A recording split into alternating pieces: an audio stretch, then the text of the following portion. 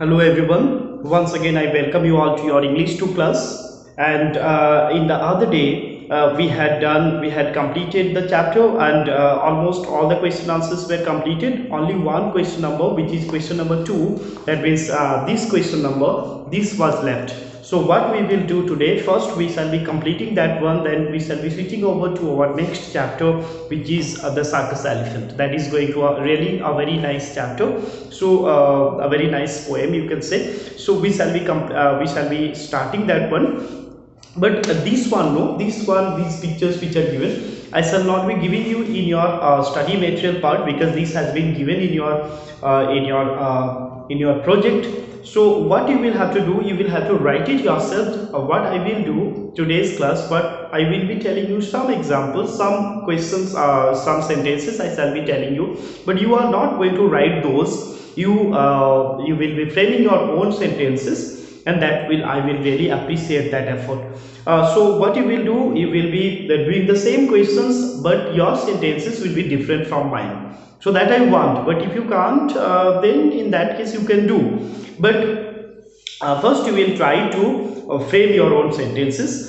These questions, what you will have to do here, these are the pictures which are given, and what you will have to do, you will have to frame a simile with this picture only, and again you will have to make a metaphor. You will have to make a sentence where there will be a metaphor. Now that you will have to do with the help of these pictures, like whatever you can see in this picture, the content you will be writing in your sentence. So what you will do, for each picture you will have to write 2 sentences. Now before that, what I want to tell you is that already those things are discussed, what are similes and what are metaphors.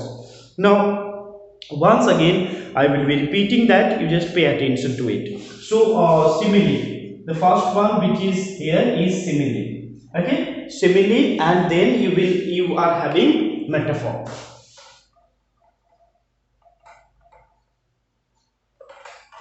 Simile and metaphor, these are the two which you are. Okay, so I shall be writing on the one sentence, and again that one sentence only I shall be converting to metaphor. So first one, for simile, I shall be writing here, he is as cunning as a fox. He is as cunning as a fox. Now the same, here you can see what I have said, that this is a direct comparison, and here you will see that the comparison is direct, because a fox we know is a cunning animal. So here you can see, and he also, the person is also being said that he is also cunning. Now how much cunning? He is as cunning as fox.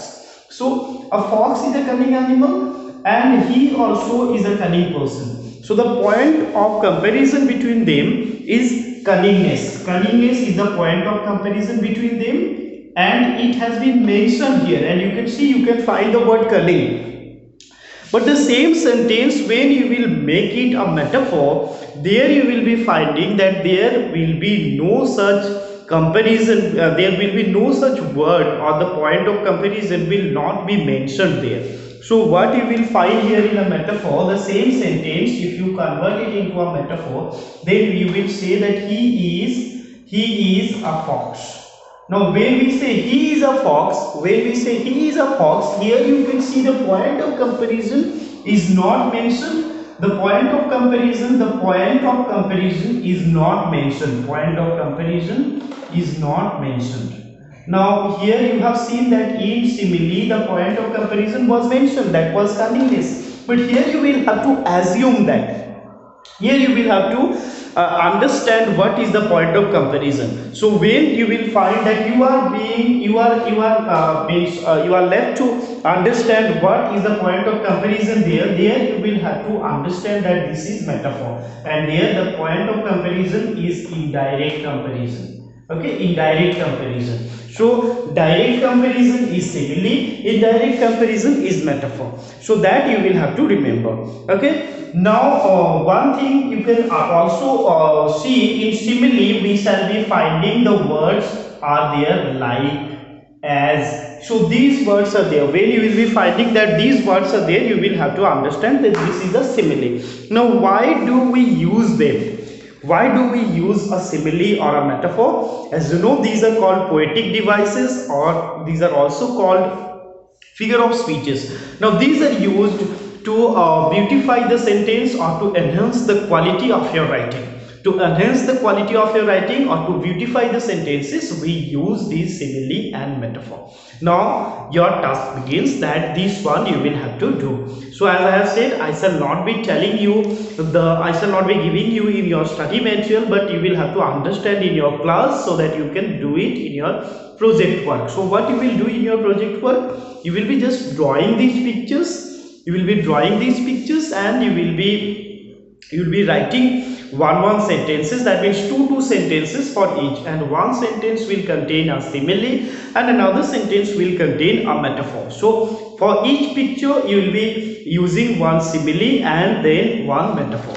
Now the first one picture, here you can see a person is there and he is putting his hands in his ears. Now here you can see that there may be a very loud sound which is intolerable for him, and that is why he is putting his hands in his ears. Now this one you will have to use a simile and a metaphor. So what you will write, the sound was, you can write here, the first one you can write, the sound was as loud as thunderstorm. The sound was as loud as thunderstorm. So I'm writing this one, the first one, that is question number 2a. You can write, as I have said, you can write one simile and one metaphor. So question number 2a, the first one I shall be writing as a simile, and what I will write here, I will write the sound was as loud, the sound was as loud as thunderstorm. Now thunderstorm, you know, is a very loud noise when a storm begins, that the sound that comes, that is a thunderstorm. Now the question again, you will have to make a metaphor, and that also, as I have said, the same sentence I shall be using here.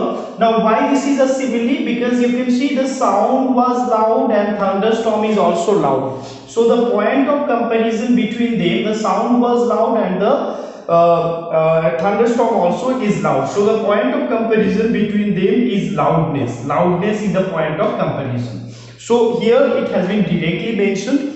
But when I will be using a metaphor, the same sentence, I will be converting it into a metaphor. There you will be finding that there is no direct mention of what is the point of comparison. That you will have to assume, you will have to understand the hidden comparison or the direct comparison which is missing here. There will be an indirect comparison. So you will have to understand here when I will say the sound was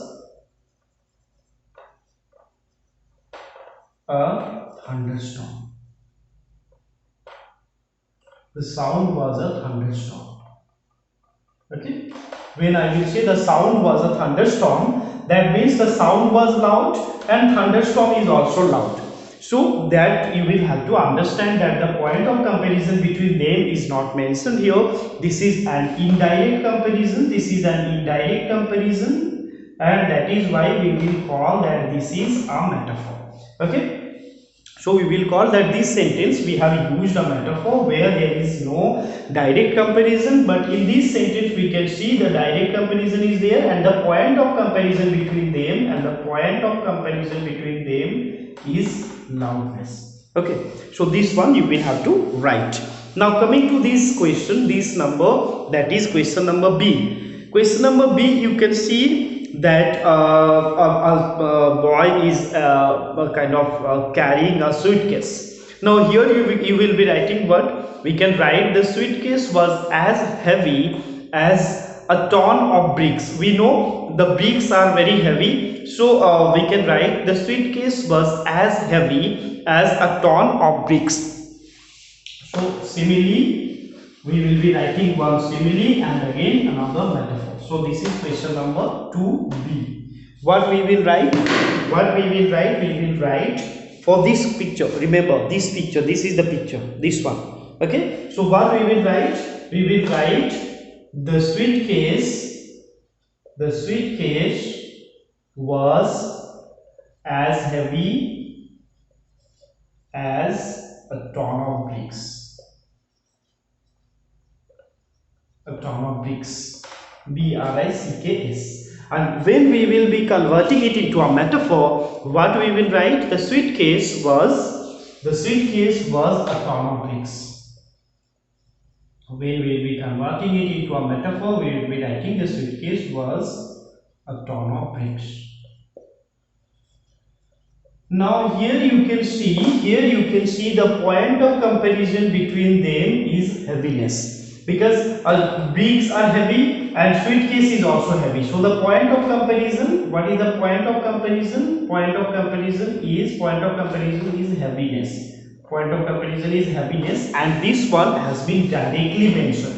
So when there will be a direct mention of what is the point of comparison, we will call it a simile. Now another thing also is noticeable, that here you can see the word as is also used, and we know as, like, these words are used in simile. So when as and like is used and there is a direct comparison, we will call it a simile. Now metaphor, here you can see the point of comparison is not mentioned in this sentence. In this sentence the point of comparison is not mentioned. So here you will have to assume the point of comparison. Here you will have to understand the point of comparison that is not mentioned, or that is a hidden comparison. So when such cases will come, we will call it a metaphor. Okay, so these two we have done. Then coming to the third one, that you can see a girl is holding an ice cream in her hand. So we can call, when we will be using it as a simile, when we will be the same sentence, we will be making simile, and again we shall be making it a metaphor. Okay, so what I will write here, question number 2C, I will write a simile. When I am writing, I will write that the ice cream was as sweet, or the ice cream is as sweet as honey. I will be writing the ice cream was, or is, whatever you want. You can write was, or you can write yes, you write was will be better. The ice cream was as sweet. The ice cream was as sweet as honey.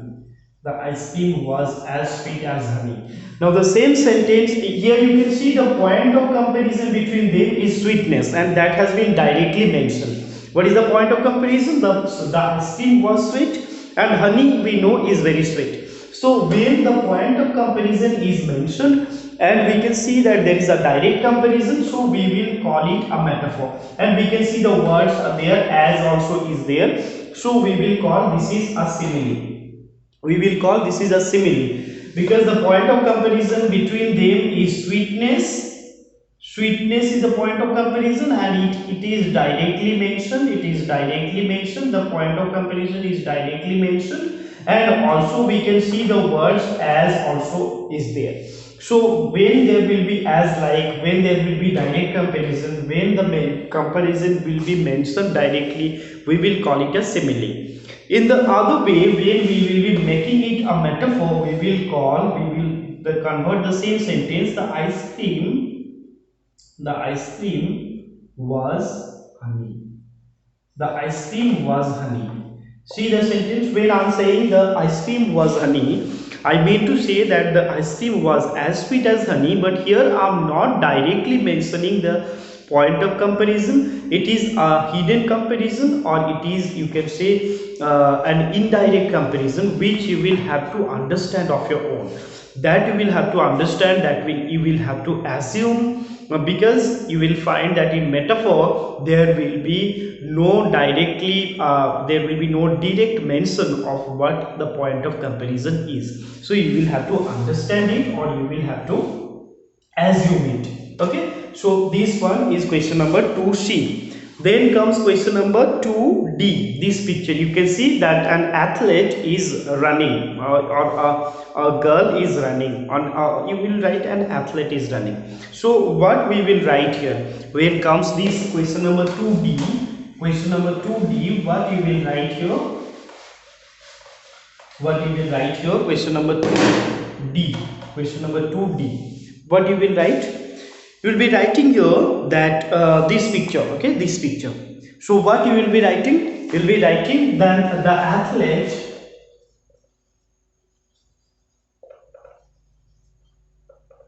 ran as fast as a cheetah in the track. In the track, why we are writing? Because that running track, okay, means where the race is conducted, there we can see there will be a track on which the runners will be running. So we can write here that the athlete was as fast as a cheetah in the track. So the athlete was as fast in the track as like a cheetah. So here you can see the point of comparison between them is fastness, because we know a cheetah runs very fast and the athlete also here ran very fast like a cheetah.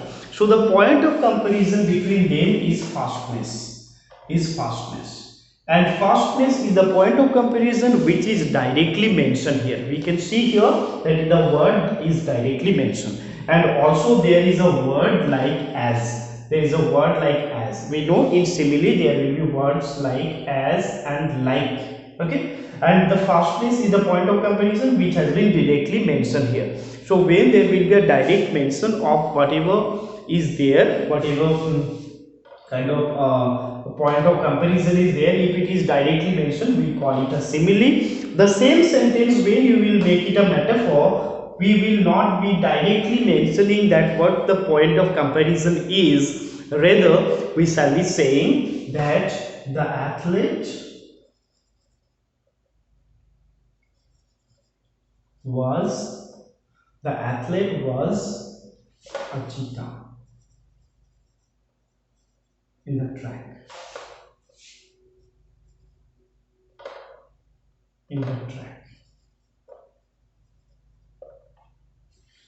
The athlete was a cheetah in the track. So here you can see that here we are not mentioning that what is the point of comparison between them. We are not saying that the cheetah is fast and she is also fast. So here you will have to assume the meaning, or here you will have to understand that what is the point of comparison is an indirect point of comparison. So here we can see there is an indirect comparison, and when there will be an indirect comparison, we will call it metaphor. Okay, so that you will have to remember. So these are there in these 4 pictures. So what you will be doing in your project work, you will be doing it in a project file, and what you will do that you will be drawing these pictures. You can use one pages for each picture.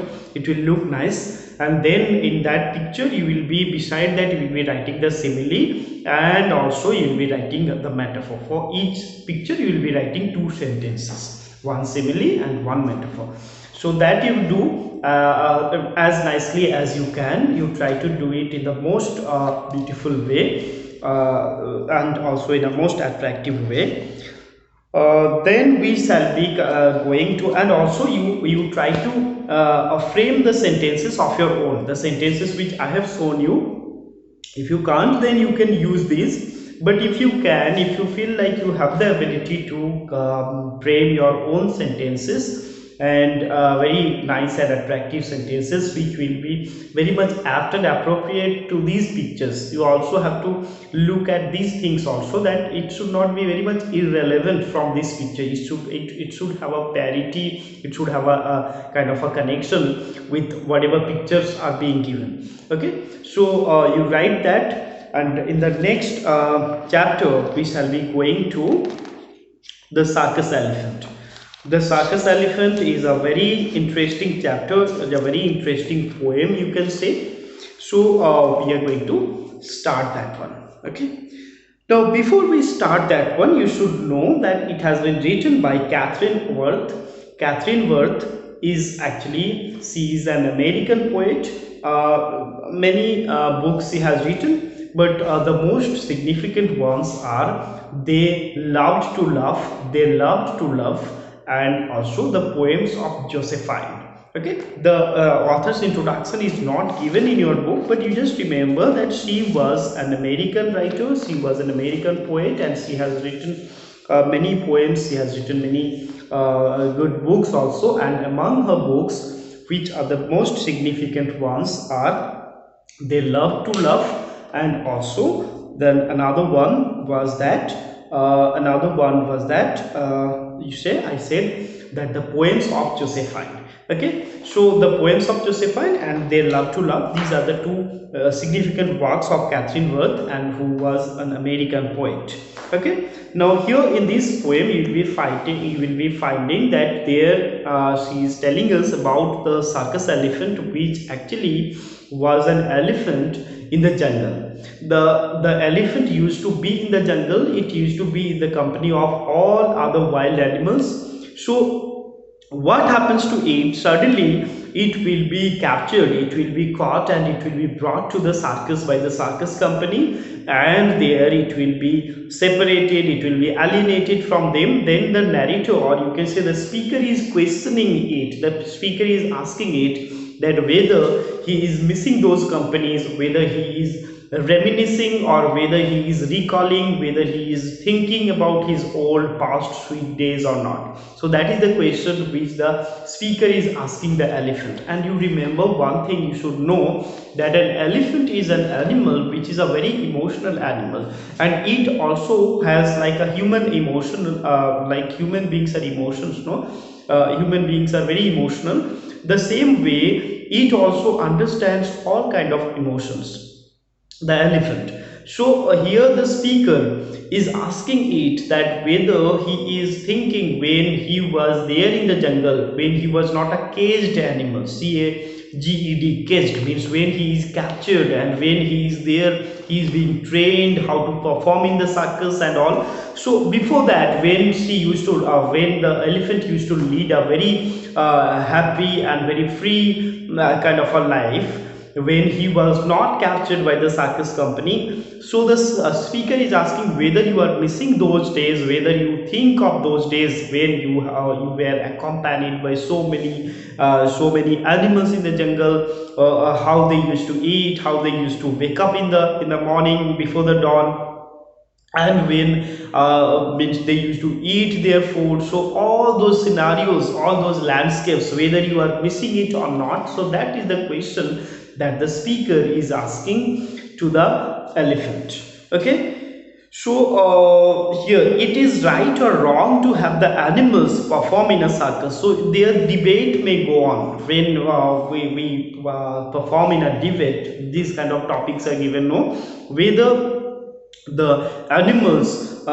should be brought to circus or not, because the animals which will be there in the jungle, they can lead a very happy, very free life, they can eat whatever they want, they can go wherever they want. But when it is captured, it has to perform, or it has to act according to the wish of its master, according to the wish of the circus man, who will be training them, that what they will have to do and what they will have to eat. And also that time it is not an independent animal, rather it is being ruled, or it is being dominated by some circus man.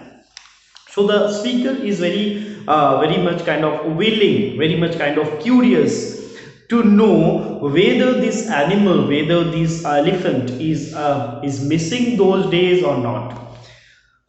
Discuss your views with your friends, and then all these things are there. Then we are coming to the poem here. Does the elephant remember in the grey light before dawn? Does the elephant remember in the grey light before dawn? Now dawn, you know, is the DAWN. DAWN, dawn is what? So that is the time before the morning. Dawn is the time before the morning. You remember dawn, DAWN, dawn is the time before morning, time before the morning, or before the sunrise. Before the sunrise, you can say, rather before the sunrise, you can say. So before the sun rises, the time is called a dawn, DAWN. So that time the light is not too much, the light is not transparent. There is a very kind of a shadowy atmosphere.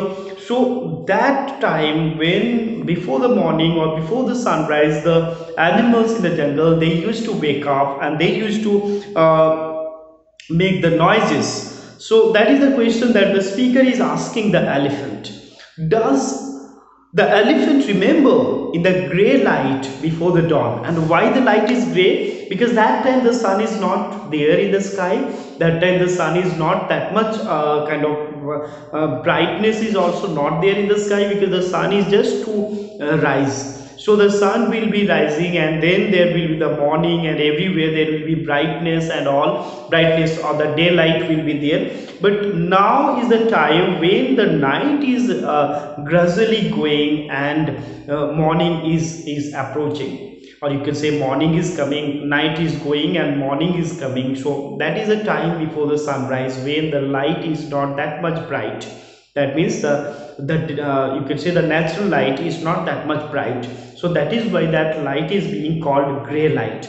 So gray light before the dawn. So before the dawn, when there is a gray light, when there is not, the sun is not there in the sky, and just after few hours or after few minutes, the morning will be there.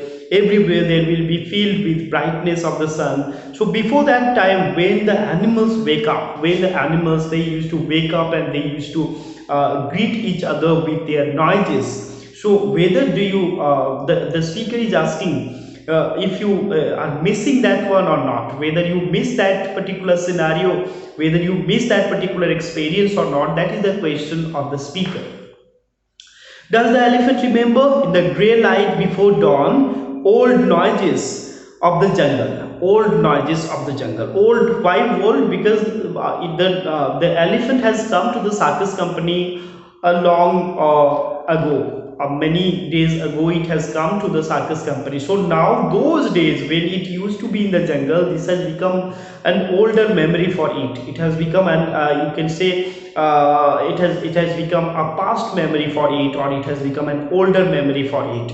So the speaker is questioning those old sweet days when you used to be wake up, when you used to be got up from your sleep, with the noises of the other animals before the morning or before the sunrise, before the dawn, when the other animals, they used to make their noises and you used to wake up in the morning. So whether do you miss that particular scenario or not? So that is the question which is being asked by the speaker.